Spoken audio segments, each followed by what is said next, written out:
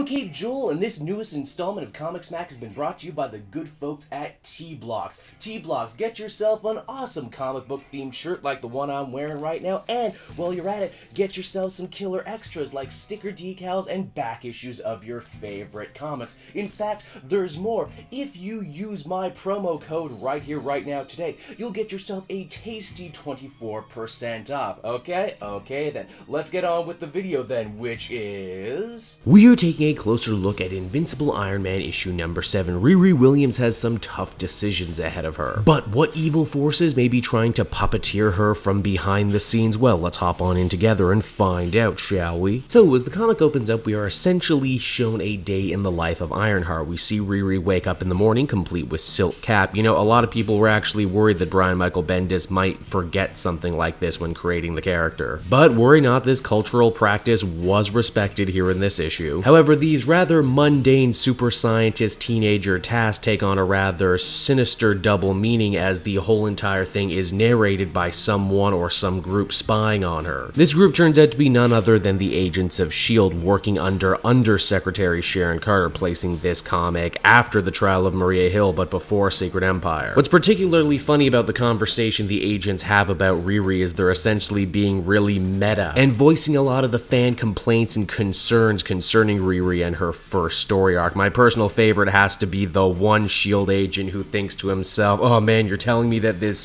Tony Stark AI might be evil? What's up with that? Why does that keep happening? Tony Stark was a good guy. Why does Sharon Carter have such a big bone to pick with Riri right now? Well, she's scared. She thinks that she may end up being a security risk. I mean, for one, she has all these Iron Man WMDs just hanging out in her garage. She's untrained, untested, and wholly unpredictable. They have no idea what she's going to do. Carter especially doesn't want her to go and join the Champions, as they've also kind of been rubbing S.H.I.E.L.D. the wrong way recently. I mean, adult heroes, they can be controlled, they can be coerced, but teenage heroes, that's just a whole other ball game right there. Trying to get a teenager to do anything they don't want to do is always going to be an uphill battle. It's a little weird, though, to see Sharon being this jackbooted in this situation. I mean, I understand where she's coming from and everything, but this seems like so much more of a Maria Hill thing to do. Riri also continues to butt heads with her Tony AI, who may or may not be evil. That's all pretty up in the air at the moment. He is, if nothing else, programmed to do what's best for her, whatever that means, and Riri thinks that's a pretty broad definition. The two end up getting themselves into some real trouble when they end up clashing with D-list villain Will-o-Wisp. This bargain basement sentry lookalike has the power to control his mass, which can make him as light as a feather and allow him to fly, or as hard as a rock. Riri ends up going in half-cocked against this guy, completely ignoring Hollow Tony's instructions, and she ends up getting her bell rung completely. Yeah, she gets beaten, and beaten badly too. She's knocked out and has to get picked up by MJ and Tony's mom to be taken back to Stark Industries for safekeeping. Now, as you might have guessed, Riri feels pretty embarrassed getting beaten up by such a loser, but Hollow Tony and the rest of the extended Stark family try their best to comfort her over the whole thing. In fact, this is actually something of a big moment because everyone is all under the same roof for once. Now, Riri, as we've seen all throughout this series so far, has a real problem with abandonment that'll happen when you lose two father figures in your life. She's not used to accepting help, but the way the Hollow Tony puts it, when Tony Stark was alive, he was beginning to worry he may never have children of his own. And as such, he was hoping to groom Riri to be more than just his heir, to be more than just another iron superhero. But then again, the real Tony isn't here anymore, is he? So whatever those plans are, we're going to have to be put on the back burner.